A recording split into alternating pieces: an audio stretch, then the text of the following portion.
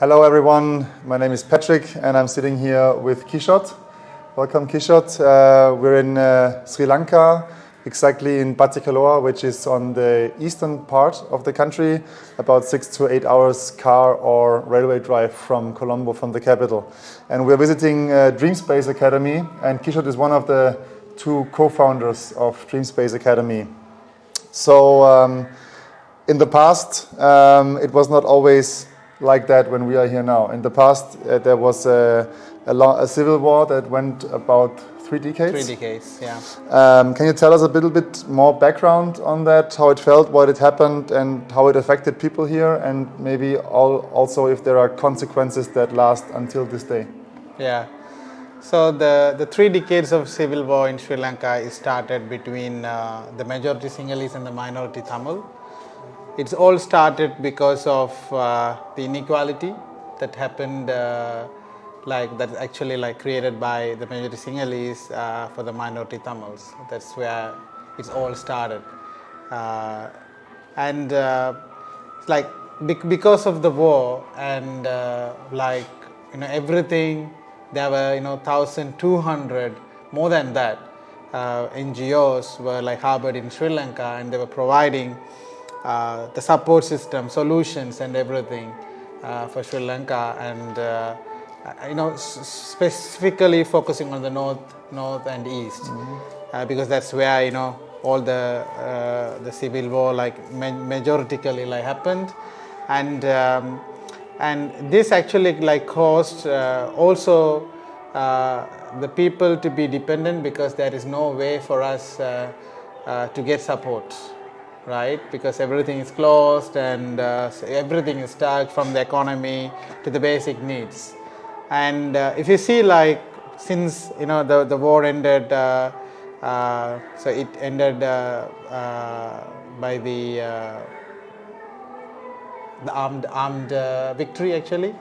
So the war technically ended in 2009 May. So since then, if you see, in terms of development, we are still it's backward, and there is a development in infrastructure. I mean the roads, but it's not completely everywhere.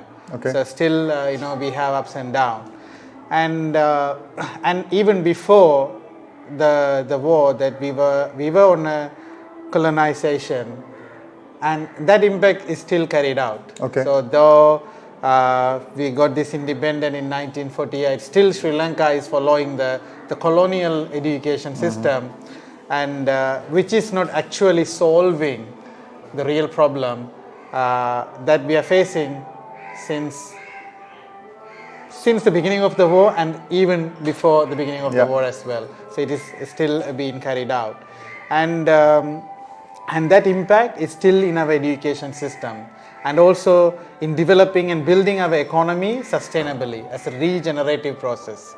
So we still depend on imports, and the solution is to come from outside of Sri Lanka. So these are the consequences that happened because of the war, and still it is being followed up, and still we are expecting from outside of Sri Lanka. So these are the consequences that are still being carried out. That's very interesting, especially then you also bring in the context of the area before, like the colonialization area and the impacts it has on the school and education system. Yeah. So are these aspects also part of the motivation why you co-founded DreamSpace Academy in 2018? Yeah. Together with Aravind, who lives in Berlin but is also here from Batticaloa. So DreamSpace is about social innovation and social entrepreneurship. So yes. Why did you found that? What is the motivation behind? Yeah. So indeed, as you said, our motivation for DreamSpace Academy is also coming from what we experienced over the 3 decades. It's created a huge impact on our socio-economy. As I said, the education system was still, it's a colonized education system. It's not really solving our fundamental local challenges. And also, in terms of innovation and solving our problem, we don't have that infrastructure, and even we don't tend to innovate, right? The out of the box thinking or thinking beyond our comfort circle is also very limited for us. This has caused Sri Lanka to be one of the least innovative country by the Global Innovation Index. So they ranked us in 2018 and also, so to say, in 2017. The trade balance of Sri Lanka went negative, like it's like 9 million US dollars, but even it is more worse than now because of the economic crisis and political crisis. But before, like when we were starting DreamSpace Academy, these are our motivation to co-found DreamSpace, and also we witness being in Batticaloa, the balance between the human and the biodiversity is also in a huge conflict.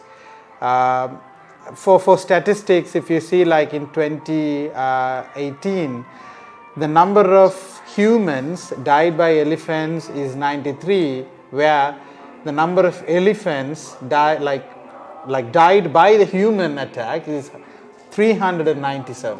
So which is like 3.5-4 times more than like what caused by the elephants. So where we have made the mistake, what it happened for us to create that huge gap and conflict between the biodiversity and protecting our own environmental ecosystem.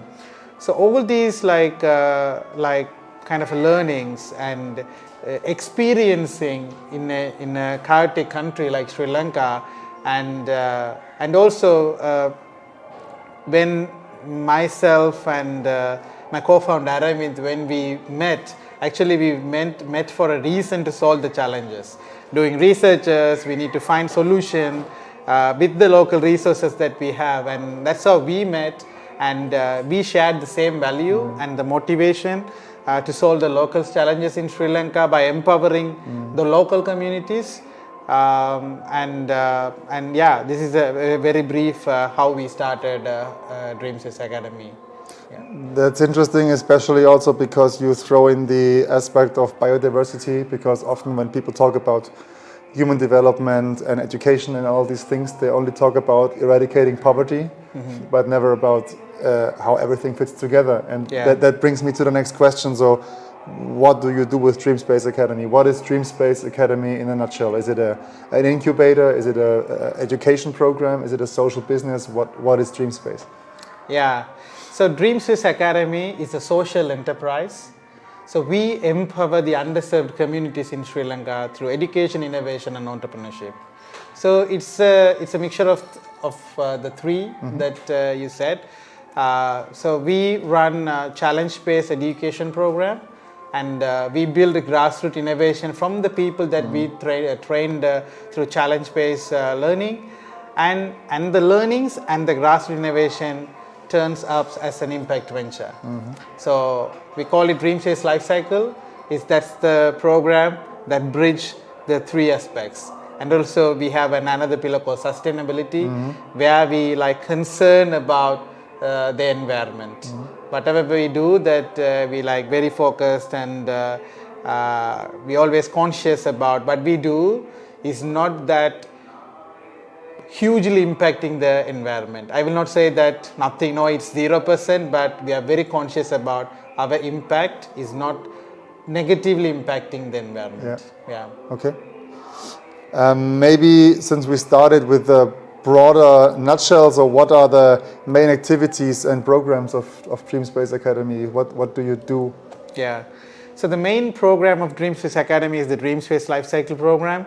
It is an 18 months long incubation program. So where we identify young people from underserved communities of Sri Lanka, and we actually visit their regions. So we are actively working in Hatton, Mullaitivu, Trincomalee, Batticaloa right now, and we visit there. We do training. We call it Change Maker Discovery. So we go, we conduct workshops, we run boot camps 3 months long.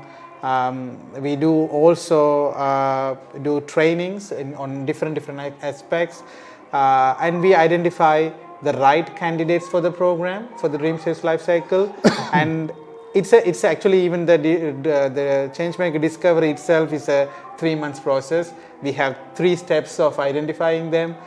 First we go and we do workshops and we identify them, and then we bring them here and we do workshop. That's called boot camp. So we do trainings like on different disciplines, and we like identify them and we bring them to the 3rd stage where we actually onboard them in our program, DreamSpace Life Cycle. And then so in the program itself, they learn through challenge-based learning. Our training model is built around a problem. Okay. So it's not a subject-based or a project-based, it's about a problem-based. So whatever they learn, at the end, they solve that challenge. So that's how the challenge-based learning is. We also have prototype different challenges because earlier, like our community research was like identifying the local challenges, and like the challenge-based learning is built around the local challenges in the community itself. And then they build the grassroots innovation, which we call the solution for the local challenges.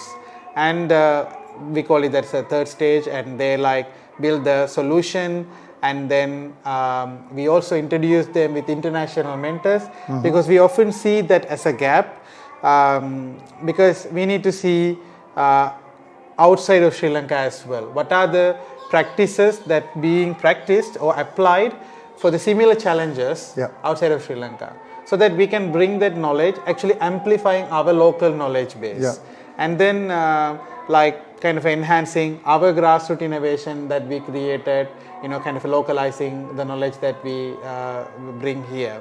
And at the 5th stage, that is called the impact venture. Actually, the whole learning in the DreamSpace Life Cycle program that translates as a startup or an impact venture.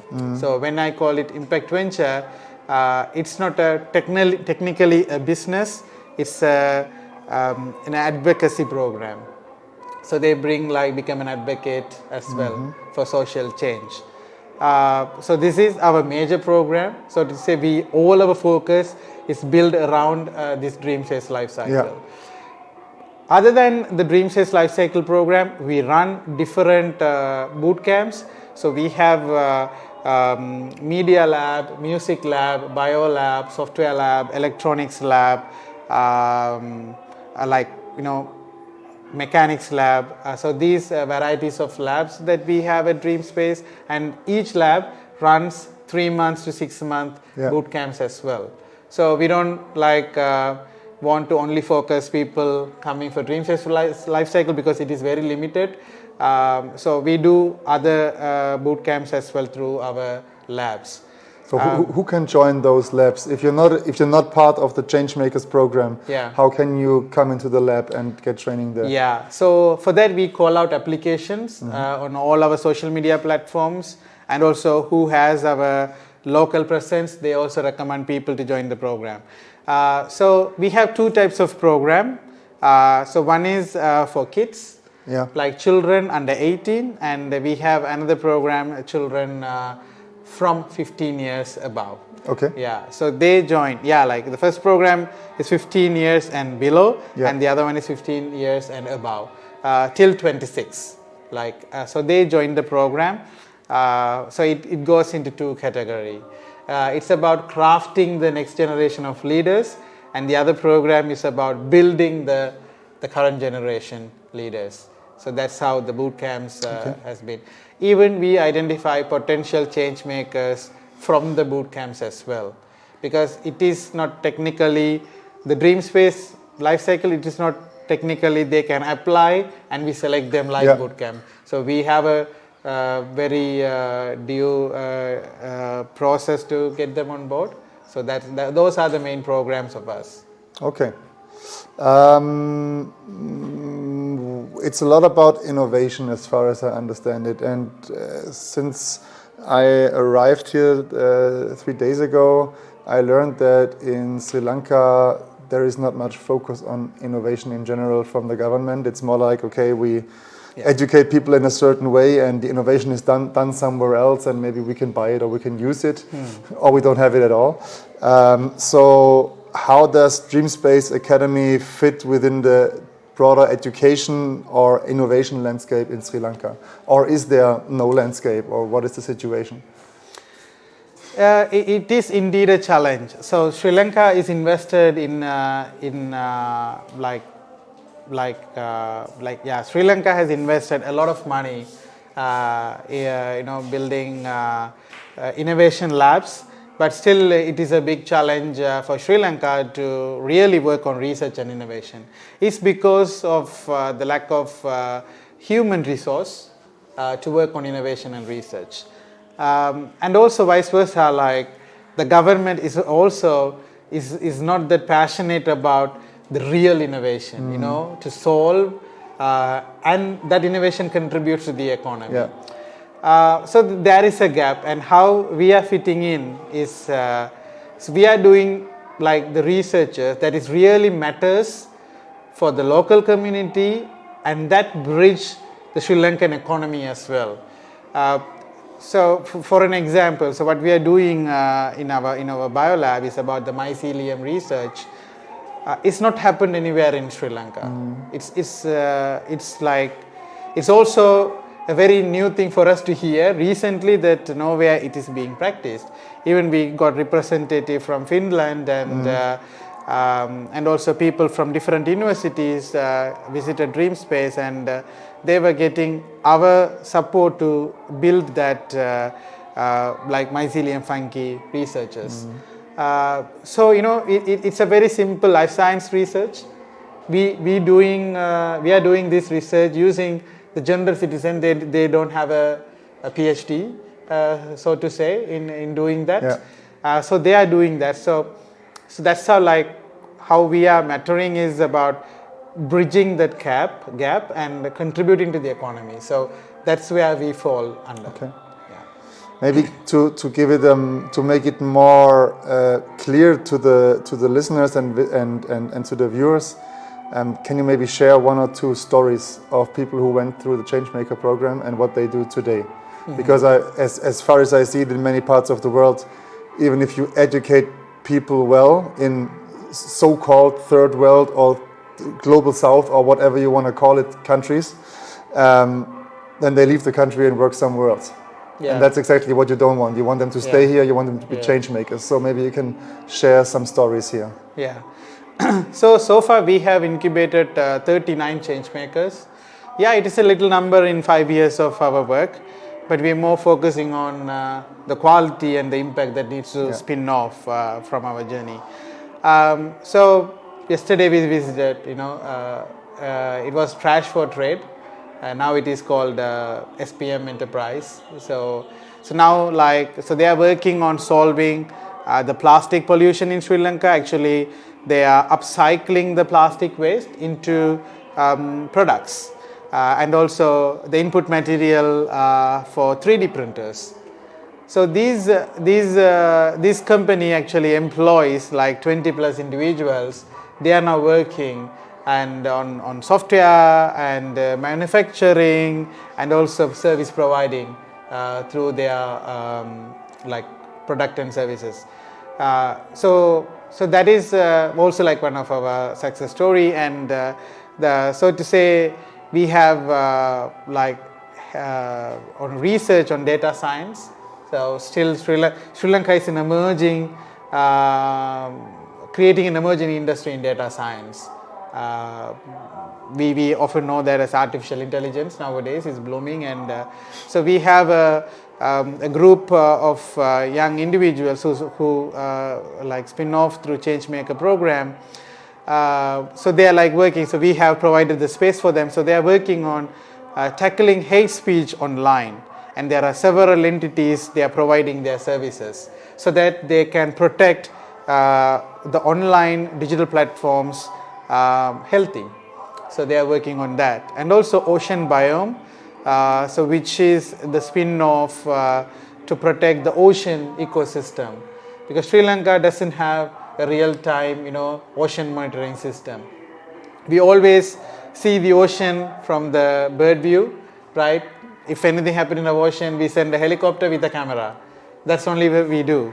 We don't see what is happening under the ocean or in the ocean bed or in the coral reef. So we don't do that. For that, we built the open source underwater glider, and actually it sends the real-time data to you, and you can understand what's happening in the ocean ecosystem. So he spun off his startup as Ocean Biome, and he connected with Dr. Asha Divo. She's one of the famous marine biologists, and they are working on protecting the ocean ecosystem. Wow, amazing. Yeah. So likewise, we have an education startup called Creo Kids. So where we are building it's building brain development tools using wooden toys. And so it's also a successful startup up and running, and there are different individuals joined successful startups, and they are working on. So these ventures actually so we are building the hope and providing the support, the resources that needed for them to stay in the country, build the economy, and to develop their own community as well, being in Sri Lanka. Okay. Yeah. Since we're running out of time, I'm focusing on two last questions for you. So the first one is, we fund many projects around the world, and with all the things happening in the past 3 years with wars and COVID and all of these things, we see inflation all over the world. It's horrible in some African states. It's also very extreme in Europe. So it affects people in their daily lives. So here in Sri Lanka, there's a huge economic and political crisis, and the country was not able to serve its debts with all the backfalls from IMF, which would be a separate topic for a separate whole block, I think. Yeah. But can you give us an idea how was the impact on people's lives, and also the impact on DreamSpace and what you're trying to do? Yeah, so it is actually gave us a huge experience being creative and being alternative. So that's what I would say. There are of course, we are facing a hard time because of the crisis and economic crisis and the political crisis. But even during the huge crisis, we hosted a 1 month long conference. Okay. It's called Digital Naturalism Conference. We hosted during the peak of the economic crisis in Sri Lanka. So that conference itself, and being we tell about ourselves as a sustainable practitioners. And if you don't have fuel, if you don't have power, we have to find our alternative ways as well to do that. And so actually we reduced our mobility effort using private vehicles, and we used bicycles, so to say. We use public transport, and also we use the solar power for take backing up the electricity and all.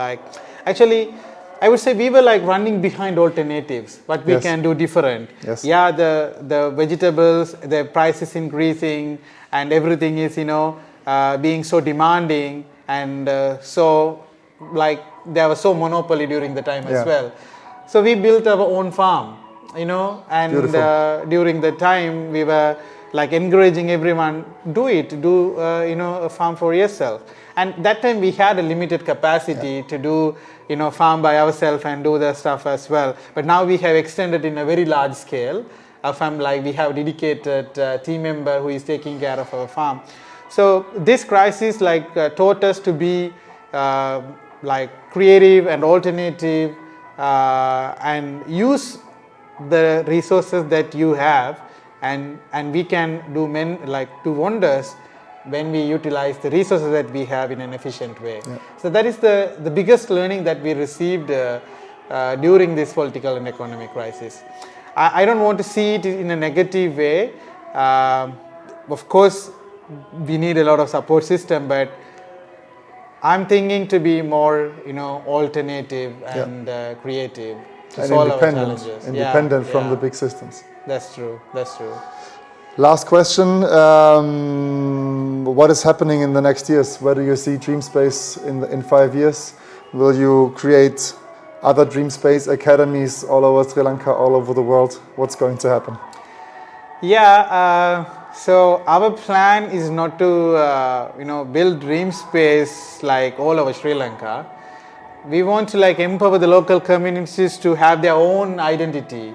So we want to empower them. So we want to create a space for them. So we are also supporting different spaces in different locations, but they are running it in their own identity. So we don't want to make them to be in our brand and not taking the ownership of it. So we want to support them to have their own branding, own community perspective, because every community's problem and the needs is different. It's not that we are facing here is different from where we are working, like in Sri Lanka.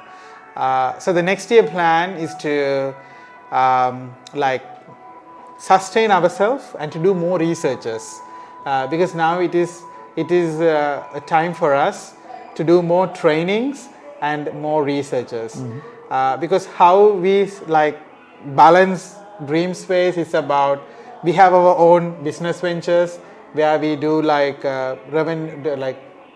revenues and support our operations, and with the support from your foundation we have reduced that burden of creating or getting more businesses to run ourselves, so that we are focusing on more trainings and more researchers, kind of outcome-based researchers, to plan our strategy for the next 3 years. So that's the next year plan. Cool. Thank you very much, Kishoth. Very impressive insights. I hope you also liked it, and I hope you are now having a better understanding of why we are funding DreamSpace Academy and why we keep doing so. Thanks a lot, and see you next time. Bye-bye. Thank you. Thank you, Patrick.